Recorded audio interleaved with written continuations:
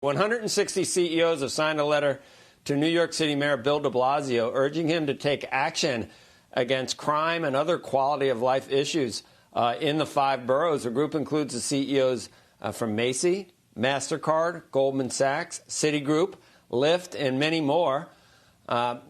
Concerns about safety, cleanliness are hindering the city's economic recovery. They reference high rates of homelessness and unemployment across New York, and the leaders banded together through the Partnership for New York City, which represents over 1.5 million workers in the area. Joining us now, one of the signers of the letter to Mayor de Blasio, Scott Rechler, Chairman and CEO of RXR Realty. And when we were looking at it initially, Scott, I didn't see crime mentioned anywhere. I just saw all these other nebulous sort of problems that the city is undergoing right now. But I mean, this is I don't want to get political and tie it to the defund the police or anything like that. But what do you expect Mayor de Blasio to do in terms of trying to help you on this? He doesn't seem like he's on the same page from what we just read in the newspapers. I don't know if you can believe those. So Joe, let me start by saying it's hard to have this conversation without taking a moment to reflect on the fact that today is the 19th anniversary of 9/11, and where we lost so many of our neighbors and friends and family on that fateful day. And, we made a commitment that day that we were never going to forget, and we won't forget. We haven't forgotten. Even today, we're reopening the 9/11 Memorial Museum for the families and the broader community starting this weekend.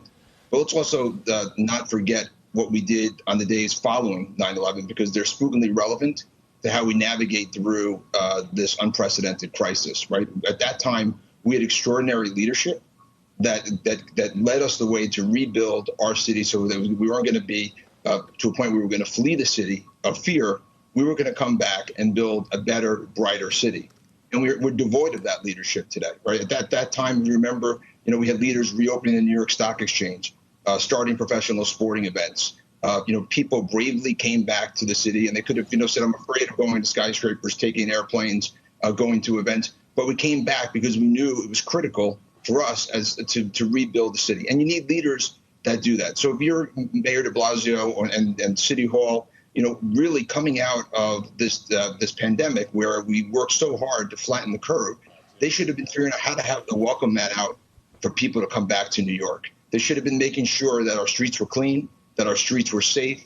If I was him, I would be taking the subway every day with another group of business leaders and essential workers to show people that it's safe to take the public transit and reopen our city. It only happens when leaders demonstrate a sense of confidence. And we've had, unfortunately, the inverse of that in this circumstance right now. We don't have a plan to build a better, brighter future for our city like we did post 9/11. And it's eerily scary.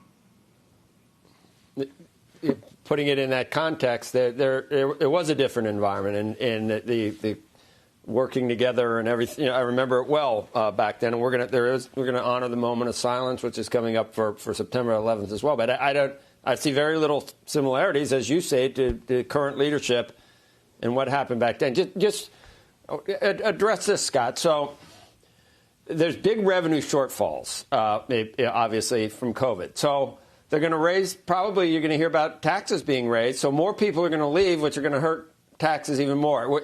I don't think anyone would want to be in the position of trying to fix New York City at this point. What is the answer to addressing the concerns raised in this letter? Sure. So, yes, we do have financial challenges in the city. Every major city in the state has fiscal challenges. But the answer can't be simply that we're waiting for the federal government to give us funding, because it's not just about money. It's about management. Just put this in perspective. On the year before this mayor took office, the budget was $68 billion. The budget last year was $88 billion. So we had a $20 billion increase in the budget to run this city.